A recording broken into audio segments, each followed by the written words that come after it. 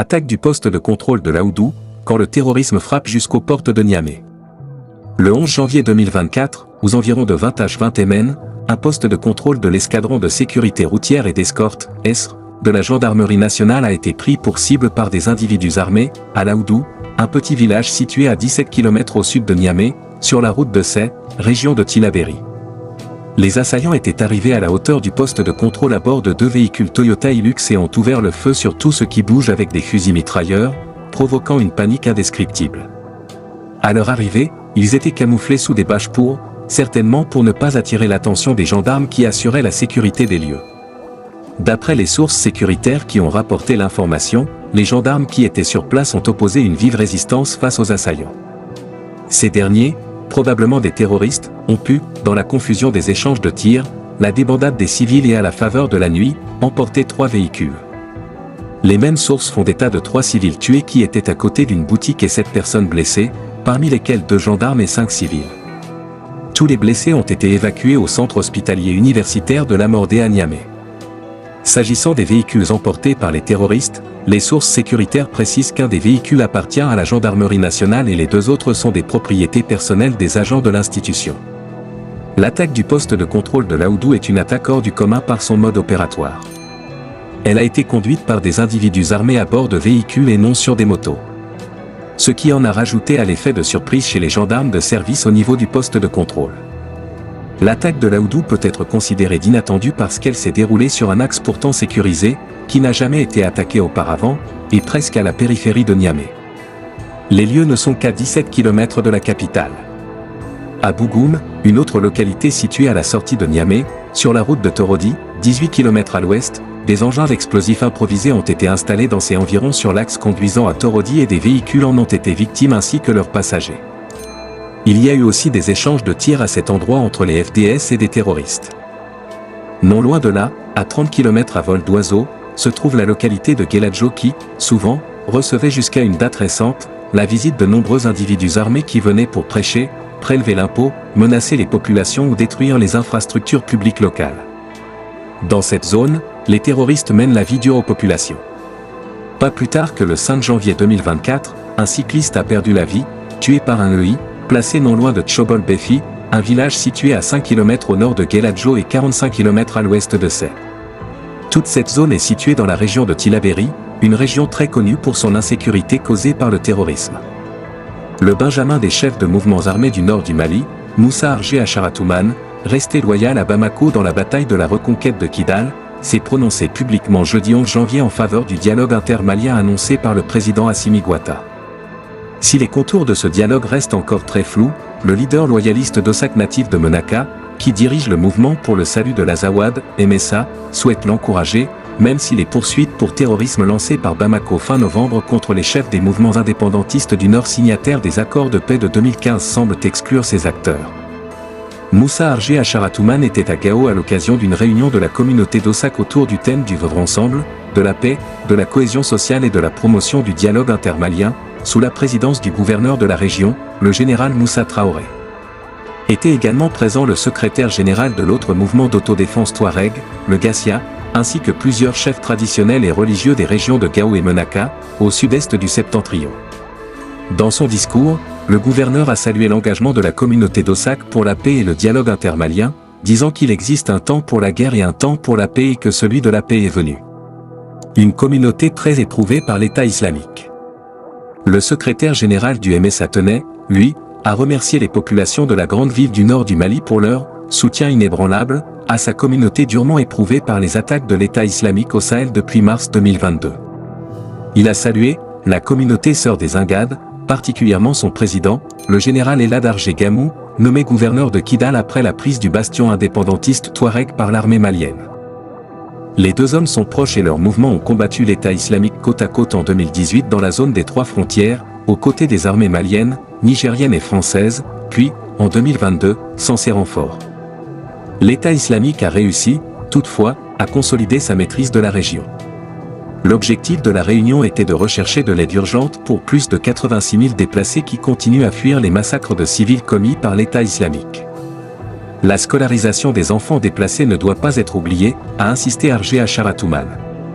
Selon Khadijatou Walé Mohamed, présidente de l'Association des jeunes leaders unis pour la paix et le développement de Menaka, les personnes déplacées sont au nombre de 56 553 à Menaka et 29 907 à Gao. Si les Dosak, particulièrement ciblés par le groupe djihadiste, y sont majoritaires, les autres communautés sont aussi représentées. Les déplacés vivent sur des sites improvisés, en périphérie des villes ou dans des familles d'accueil et bénéficient d'une aide très minime et insuffisante, a-t-elle dit à Monde Afrique.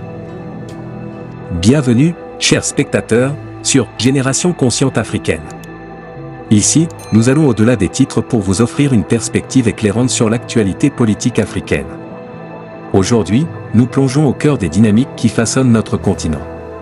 Restez avec nous jusqu'à la fin, engagez-vous dans la conversation dans les commentaires, et ensemble, construisons une génération consciente, informée et prête à façonner un avenir meilleur pour l'Afrique. Nouvelle rumeur de tentative de coup d'État au Burkina. Une nouvelle rumeur de tentative de coup d'État s'est diffusée depuis ce dimanche dans le pays. Plusieurs militaires auraient été arrêtés. Les militaires conservent le silence sur ces faits supposés et sur place, le trafic était perturbé ce lundi, 15 janvier 2024, à l'entrée de la ville de Bobo-Dioulasso et à Ouagadougou, au rond-point de la Nation, désormais baptisé rond-point Ibrahim Traoré. Plusieurs militaires auraient été arrêtés, dont le lieutenant-colonel Evrard Sonda, l'ancien chef d'état-major de la gendarmerie nationale. D'autres auraient été mis en cause comme l'adjudant Bourema Sidibé, l'adjudant-chef Grégoire Zigané, le soldat Henri Milogo, Salif Teita, l'ancien directeur de cabinet du ministre de la Culture, ainsi que le chef d'entreprise Amidou Kaboré. Ce n'est pas la première fois que des soutiens au pouvoir militaire, par leur relais de veille sur les réseaux sociaux, Facebook et WhatsApp notamment, annoncent des tentatives de déstabilisation de la transition. Une tentative de coup d'État aurait ainsi eu lieu en septembre dernier. Les relais des militaires. Le réseau principal est celui de l'activiste Ibrahim Maïga.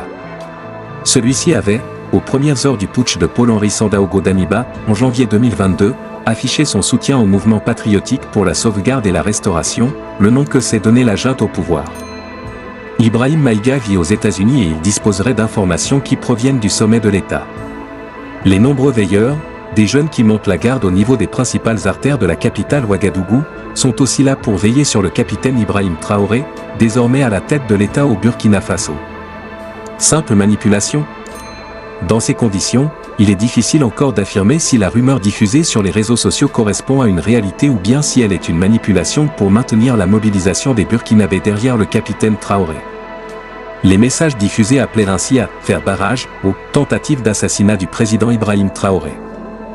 Bien avant l'enlèvement par des hommes cagoulés de l'ancien chef d'état-major général de la gendarmerie nationale, le lieutenant-colonel Evrard Sonda, il y a eu aussi l'enlèvement de l'ancien ministre des Sports et des Loisirs, Ouabou Drabo, ainsi que l'arrestation d'une dizaine de soldats, dont le sort reste ignoré par l'opinion publique burkinabé.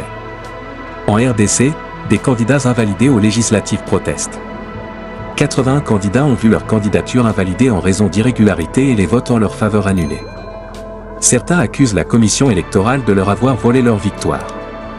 La CENI a en effet proclamé, le week-end dernier, les résultats des élections législatives nationales du 20 décembre dernier. Les candidats recalés et qui n'ont pas été proclamés comme élus, nombre d'entre eux accusent la CENI d'avoir nommé des députés à leur place, sans prendre en compte les suffrages exprimés. Le sujet est à ce point sensible que ni la CENI, ni les candidats recalés, n'ont souhaité s'exprimer. Mais d'autres candidats députés ont accepté de parler.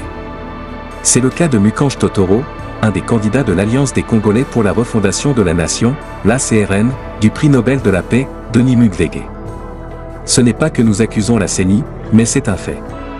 C'est un constat que tout le monde peut voir. Et puis de toutes les façons, ce n'est pas nous qui avons soulevé cette question.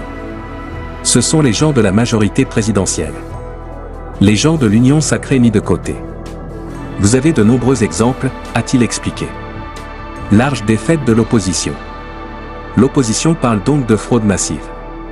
Ce que soutient également Paulette Kimintu qui était candidate pour le compte d'Ensemble pour la République, le parti de l'opposant Moïse Katumbi. Elle relève que dans la Tchangu, sa circonscription électorale à Kinshasa, aucun candidat de l'opposition n'a été proclamé élu. Je suis descendu demander aux gens s'ils connaissaient ceux qui sont sortis comme députés dans la circonscription de la Tchangu. Beaucoup me disaient qu'ils ne les connaissent absolument pas et qu'ils ne les ont pas vus. Ce qui me fait penser vraiment qu'il y a une nomination. Je ne saisirai pas la Cour constitutionnelle. C'est du pareil au même. C'est aller perdre son temps, son énergie et son argent pour rien, a déploré la candidate malheureuse. Mais cette accusation est jugée néanmoins excessive par l'Observatoire citoyen des élections qui conseille aux candidats se sentant lésés de saisir la Cour constitutionnelle. Rigogène est le coordonnateur de l'Observatoire citoyen. Je ne pense pas que la CENI se soit mise à nommer au lieu de proclamer ceux qui ont été réellement élus. Je considère que la plupart des candidats et même des regroupements, avant d'aller aux élections, n'ont pas maîtrisé les règles du jeu. C'est ce qui fait qu'une fois qu'on a proclamé les résultats, on accuse vite la CENI. Il y a le seuil d'éligibilité. C'est ça qui vous attribue le nombre des sièges, a précisé Rigogène.